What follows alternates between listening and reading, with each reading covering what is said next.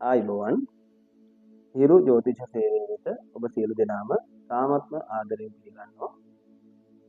උදා වූ 2026 නව වර්ෂය ඔබ සියලු දෙනාටම කිරියෙන් පැණියෙන් උතුරන සුබම සුබ නව වසරක් වේවා කියලා හිරු ජ්‍යොතිෂ සේවය අපි ඔබට ප්‍රාර්ථනා කරනවා. එසේනම් අද දින මා මේ සූදානම් වන්නේ ඔබට විශේෂ වූ වීඩියෝවක් ඉදිරිපත් කිරීමට. මෙමගින් ඔබට ලැබෙන්නේ ඔබගේ ඉදිරි වර්ෂය සාමාන්‍යයෙන් අවුරුද්ද පුරාවටම ඔබගේ එකිනෙක ලග්න වලට අදාළ වෙන ආකාරයේ පලාපල තමයි.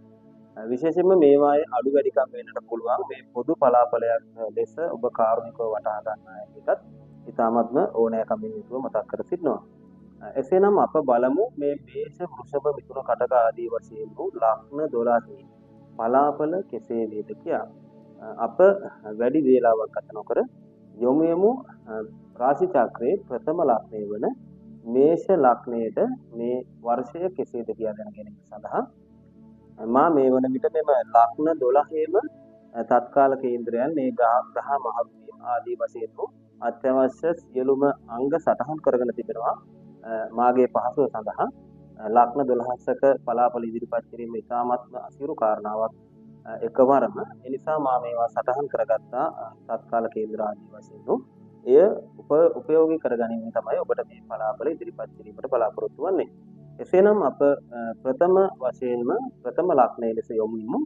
මේෂ ලග්නයේ උපන් ඔබගේ ගති ලක්ෂණ සහ ඔබගේ ඉදිරි පලාපල මේ වර්ෂය තුලටම කෙසේ වේද කියා බලා ගැනීම සඳහා අපි බලමු මේ මේෂ ලග්නයෙන් උපන් ඔබගේ මේෂ ලග්නයේ දෙවැන්නේ සතු තැන්පත් වෙනවා, තුන්වැන්නේ ගුරු තැන්පත් වෙනවා, පස්වැන්නේ කේතු තැන්පත් වෙනවා, නවවැන්නේ කුජ බුධ රවි ශුක්‍ර ග්‍රහයන් 4 දෙනා තැන්පත් වෙනවා, අයස්ථානයේ රාහු තැන්පත් වෙනවා, වයස්ථානයේ ශනි තැන්පත් වෙනවා. ඉතින් මෙම මේෂ ලග්නයෙන් උපන් ඔබට මෙම වර්ෂයේ කෙසේද කියලා බලමු. ගොඩක් වෙලාවට මේ වර්ෂයේ ඔබට මේෂ වෘෂභ මීන රාශිය ගත්තොත් අපි විශේෂයෙන්ම සඳහන් කරන්නට ඕනේ ඔබට ලග්න ඒරාස්තක තත්වයක් බලපවත්වන කාල සීමාවක් කියලා ප්‍රකාශ කරන්නට පුළුවන්. මේ කාල සීමාව තුළදී ඔබට මෙම පසුගිය 2025 තුන්වන මාස 29 වන දින ආරම්භ වූ ලග්න ඒරාස්තකය පුරා වසර 7යි මාස 6ක් ඉදිරියට බලපෑවෙනවා. ඉතින් සාමාන්‍යයෙන් ලග්න ඒරාස්තකයක් බලපෑවීම ඒරාස්තක වර්ගවල ප්‍රධානම අප බලන ඒරාස්තක හතරක් තිබෙනවා. අෂ්ටම ඒරාස්තකයේ, ජන්ම ඒරාස්තකයේ, ඊට පස්සේ ලග්න ඒරාස්තකයේ, චන්ද්‍රාෂ්ටම ඒරාස්තකයේ ඔය ආදී වශයෙන් තවත් ඒරාස්තක වර්ග රාශියක් තිබුණත් ප්‍රධාන වශයෙන් ජ්‍යොතිර්වේදීන් විසින් පරීක්ෂා කරනු ලබන්නේ මෙන්න මේ ඒරාස්තක හතර. එතකොට ඔබට මේ ආරම්භ වෙන ඒරාස්තකයේ තරමක් බාධාකාරී තත්ත්වයක් උදා වෙනවා පෙර වසරට වැඩිය. ඉතින් ගොඩක් වෙලාවට නමුත් ඔබට මේ වසර තුලදී තමා කාලයක් තිස්සේ අපේක්ෂාවෙන් බලාපොරොත්තු වෙන සිටියා වූ ධනයක් හදිසිය තමාට ලැබීමට නියමිතව තියෙනවා.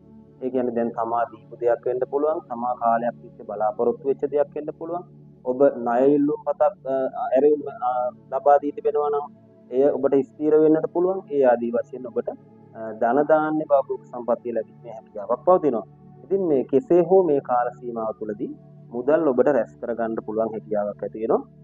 නමුත් ඔබගේ සෙනසුරු ඒරාස්තකයක් ඇති කරමින් 12 වෙනියේ රැඳී සිටීම ඔබ නොදැනුවත්වම ඔබට අධික වියදම් වෙන කාලයක් වෙනවා. සමහර විට ඔබ පාරට බසින්නේ මම අද වියදම් කරන්නේ නැහැ.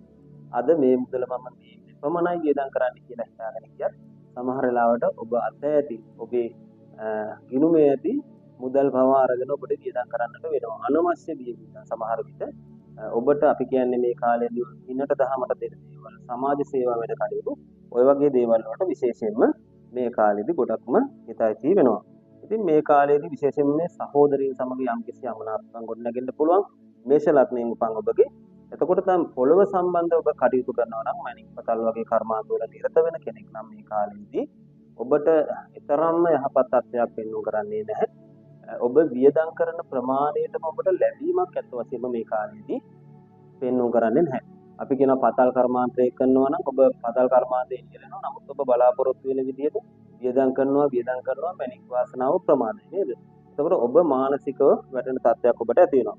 එතකොට විශේෂයෙන්ම විදේශගත වීමක් බලාපොරොත්තු වෙන ඔබ කාලයක් සිට සිටිනම් ඔබට වසර මැද පමණ වන විට විදේශගත වීම බොහෝ විට සාර්ථක වීමේ හැකියාවක් මෙම තියෙන ග්‍රහ පීඨයේ ආකාරයට ඇති වෙන්නට පුළුවන්.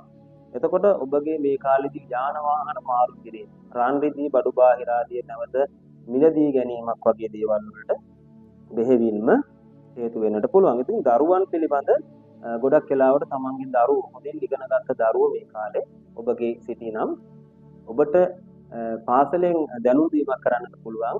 ඔබගේ දරුවා දැන් ඉගෙනීමට ටිකක් දුර්වලයි. මෙන්න මේ හේතුවක් තියෙනවා කියලා ඔබව දැනුවත් කරන්නට පුළුවන්. එතකොට දරුවන්ගේ අධ්‍යාපන කටයුතු වල බිඳ වැටීමක් මේ මේෂ ලග්නයේ උපන් ඔබගේ මේ කාලෙදි විශේෂයෙන්ම ඇති වෙන්නට පුළුවන්. ඉතින් ඔබට මේ කාලේ විශේෂයෙන්ම සඳහන් කරන්න ඕනේ උදරාබාධ වැඩි වශයෙන් ඇති වෙන්නට පුළුවන්. ඊට පස්සේ ශරීරයේ ලප විශේෂයෙන්ම සමමතු පිට ඇති වෙනා රෝගාබාධ ඔය සාමාන්‍යයෙන් සුළු අසනීපයක් තිබෙන කෙනෙක් නම් නිතර රෝගල් කරා ඔබට ගමන් කරන්න සිද්ධ වෙනවා. දැන් මා මේ සටහන් කරලා තිබෙන තත්කාල කේන්දරයට අනුව තමයි පලාපල ඉදිරිපත් කරන්නේ. ඒ අනුව මේවා වර්ෂ මැද අග වෙනකොට වෙනස් වීමේ හැකියාවක් පවතිනවා. විශේෂයෙන්ම සඳහන් කරන්නට ඕනේ ඔබට සුබ දවස් වන්නේ ඉරිදා අඟහරුවාදා සෙනසුරාදා කියන දවස් ටික සුබ වර්ණයේ වන්නේ රතු සහ නිල් කියන වර්ණ සුබ අංක ලෙස ඔබට සඳහන් කරන්නට පුළුවන්. අංක 1 2 4 5 7 9 කියන අංක විශේෂයෙන්ම ඔබට සුබ අංක වෙනවා. සුබ මැණික් වර්ග ලෙස ඔබට සඳහන් කරන්නට පුළුවන් රතු කොරල් රතු මැණික් කියන වර්ග ටික.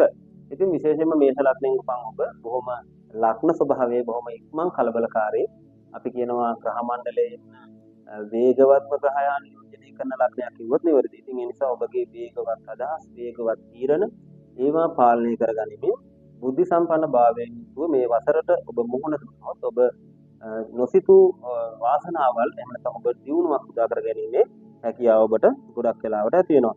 ඉතින් ගොඩක් වෙලාවට නිෂ්ඵල දේවල් වලට ඔබගේ සෙනසුරු රැඳී සිටින්නේ 12 වෙන්නේ. 12 වෙන්න කියන්නේ වැයස්ථානය. එතකොට මේ වැයස්ථානයේ අනවශ්‍ය විහිදම් බහුල කරන්නට හැකියාව පවතිනවා. ඔබගේ විශේෂයෙන් පාදවල ආබාධ ඇති වෙන්නට පුළුවන්. එතකොට තමාගේ මේෂ ලග්නෙක කෙනෙක් ඉන්නවා නම් මව තවත් පවුලේ සහෝදරයෙක් ඉන්නවා නම් මේ කාලෙදී ඔබට සිද්ධ වෙනවා බොහෝ විට මවගේ රෝගාදුර වෙලා ඉන්න කෙනෙක් නම් එහෙම නැත්නම් මව පිළිසරණක් නැත්නම් මව පිළිබඳ වැඩිපුර හොයා බලමින් කටයුතු කරන්න වෙන කාලයක් මේ මේෂ ලග්නෙක ඔබට ඇත්තටම උරුම වෙනවා. එතකොට කේතු පස්වැන්නේ තැන්පත් වෙලා සිටීම ඔබ කාන්තා පාර්ශවයේ කෙනෙක් නම් දරුඵල අපේක්ෂාවන් ඉන්න කෙනෙක් නම් මේෂ ලග්නයේ මේ කේතුගේ පිහිටීම ඔබට තරමක බාධා වීමක් ප්‍රමාද වීමක් දරුඵල සම්බන්ධවත් ඇතිවීමේ හැකියාවක් පවතිනවා.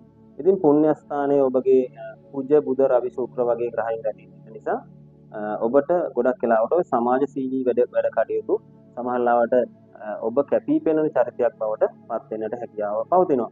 ඉතින් අයස්ථානයේ රාහු තැන්පත් වීම දැන් ඔබ බලාපොරොත්තු වෙමින් ඉන්න ඔබට ලැබීම් තියෙනවා. නමුත් අර ලැබෙන දේ අපි කියන්නේ අතට ගත්ත දේ කටට දා ගන්නට පින නැති ස්වභාවයක් ඇති වෙන්නට පුළුවන්. මේ පිළිබඳව ඔබ ඉස්හාම අවධානය යොමුව කටයුතු කරන හැටියට මතක් කර සිටිනවා. ඔබට වෙනම ඔබ දැන් මේ කියන්නේ පොදු පලාපලයක් නිසා ඔබගේ පවුලේ ජ්‍යොතිර්විද්‍යාව ගහිලා ඔබට වැඩි විස්තර ලබා ගැනීම ප්‍රමාණවත් එහෙම නැත්නම් සුදුසු වෙනවා. ඔබ පිළිබඳ මීටත් වැඩිය සූක්ෂම පලාපලයක් ඔබට ලබා ගැනීමට අවශ්‍ය වන්නේ නම් එසේනම් මේෂ ලග්නයේ පලාපල මෙතකින් අවසන් කොට